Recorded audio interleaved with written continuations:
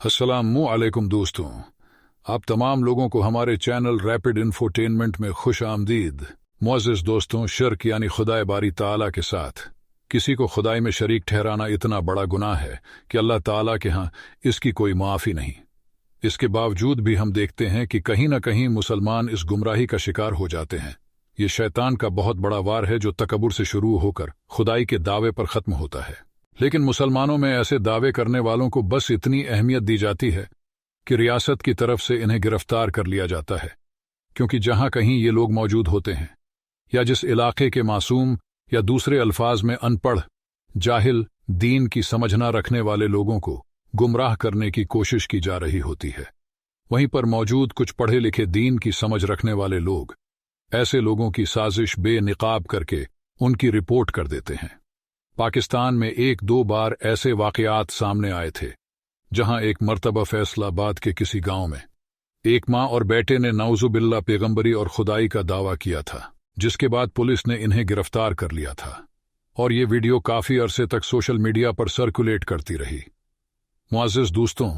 मुसलमानों में से इस तरह के शिरकिया दावे करने वाले और इनको मानने वाले ज्यादातर वही लोग होते हैं जो दीन से बिल्कुल नावाकिफ होते हैं और जिन्होंने बुनियादी रस्मी तालीम भी हासिल नहीं की होती। इन्हें शायद अंदाजा ही नहीं होता कि वो किस कदर बड़े गुनाह को करने जा रहे हैं। कई पीरों फकीरों को भी यहां तकरीबन इतना बड़ा दर्जा दिया जाता है कि ये हमारी सारी मुसीबतें दूर करने वाले और कोई अनहोनी ताकतें रखने वाले लोग हैं, जो कि बिल्कुल जहालत है और दीन से दूरी की निशानी है। आप ये सुनकर हैरान होंगे कि खुदाई का दावा करने वालों में सिर्फ मुसलमान ही शामिल नहीं है,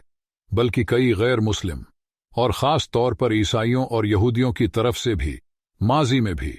और आज कल के दौरान भी कई ऐसे लोग सामने आए जिन्होंने खुदा होने का या नाउजुबिल्ला खुदा का बेटा होने का दावा किया, और हैरत अंगेज तौर पर इन लोगों के अपने पैरोकार भी मौजूद हैं जो इन्हें हकीकत में अपना मसीहा मानते हैं, उनकी इबादत करते हैं, उनके आगे सजदे करते हैं और उनसे दुआएं मांगते हैं। यहां तक कि कुछ मुंह बोले खुदाओं के पैरोकारों की तादाद लाखों तक पहुंच चुकी है। ईसाईयत और यहूदी मज़ाहिब के नज़रियात देखे जाएं तो ये बात समझ आती है कि वो इस बात को मानते हैं कि इस दुनिया के इख्तिताम से पहले उनका मसीहा आएगा जो उन सारी मुश्किलात से निजात दिलाएगा और पूरी दुनिया पर उस वक्त उनका कब्जा हो जाएगा और दुनिया के ख़त्म होने से पहले ये लोग एक खुशहाल कौम बन जाएंगे। इस नज़रिए को सामने रखते हुए किसी भी शख्स का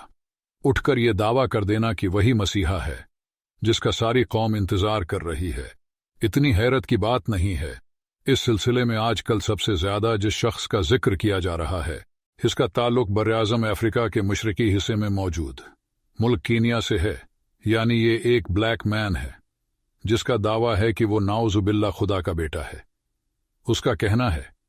कि जब उसे सूली पर लटकाया गया था तो उसके बाप यानी खुदा ने उसे अपने पास उठा लिया था और अब इसे अपनी कौम के लिए एक निजात दहिंदा के तौर पर वापस उतारा गया है।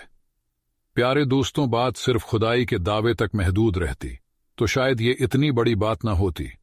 लेकिन इस वाक़ये का हैरत अंगेज पहलू ये है कि ये खुद को तो खुदा का बेटा मानता ही है, इसने अपने पैगंबर और फरिश्ते भी बना रखे हैं, जिसका मतलब ये है कि ये सिर्फ एक शख्स नहीं बल्कि पूरी एक जमात है जो मिलकर अपनी एक अलग दुनिया बनाकर बैठे हुए हैं। दिलचस्प बात यह है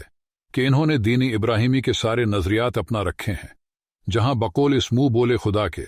इसके अपने फरिश्ते हैं जो इसके लिए काम कर रहे हैं, इसके खुद बनाए गए पैगंबर भी हैं जो इसका पैगाम बाकी दुनिया में फैलाने के लिए उसके साथ काम कर रहे हैं।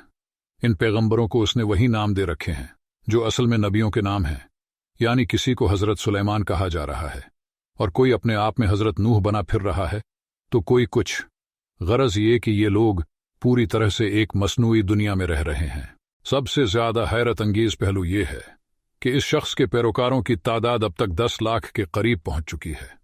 जो वाकई इसे अपना निजात दहिंदा समझते हैं।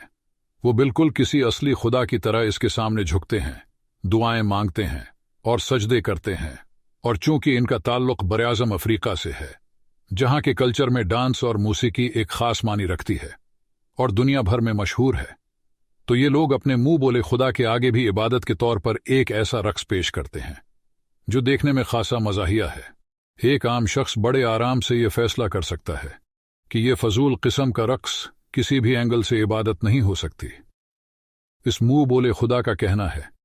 کہ وہ اپنے پیغمبروں کے ذریعے پوری دنیا میں اپنا پیغام پھیلا رہا ہے، جس کے لیے یقینی طور پر سوشل میڈیا کا استعمال کیا جا رہا ہے۔ اس کا دعویٰ ہے کہ 2058 تک وہ پوری دنیا پر اپنی حکومت قائم کر لے گا۔ پیارے دوستوں، بحیثیت مسلمان ہم تو اس قسم کے لوگوں کے ان گمراہ کن دعووں پر یقین نہیں رکھتے، کیونکہ اللہ تعالیٰ نے قرآن پاک میں ہمارے لیے ہر چیز کھول کر بیان کر دی ہیں، اور قیامت تک ہونے والے ان واقعات کے بارے میں پیشن گوئیاں بھی کر دی گئی ہیں، جن کی مدد سے ہم جان سکتے ہیں کہ حضرت عیسیٰ علیہ السلام کا ظہور کب تک ہو سکتا ہے اور وہ کہاں اتارے جائیں گے۔ لیکن اگر عیسائیت اور یہودیت کے نظریات کو بھی دیکھا جائے تو خدائی کا دعویٰ کرنے والا یہ شخص کسی بھی طرح سے ان پیشن گوئیوں پر پورا نہیں اترتا جو حضرت عیسیٰ علیہ السلام کے بارے میں کی گئی ہیں۔ سب سے اہم بات یہ ہے کہ عیسائی یہ مانتے ہیں کہ حضرت عیسیٰ علیہ السلام یروشلم واپس آئیں گے اور اسی جگہ آئیں گے جہاں انہیں سولی پر لٹکایا گیا تھا۔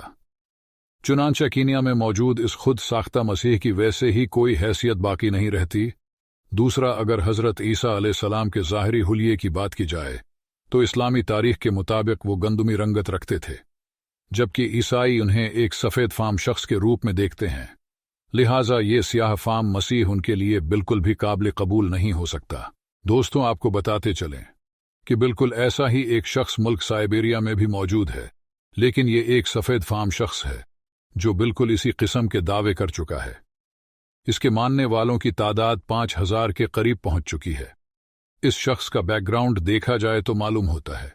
کہ یہ 29 سال کی عمر تک ایک ٹریفک پولیس آفیسر تھا،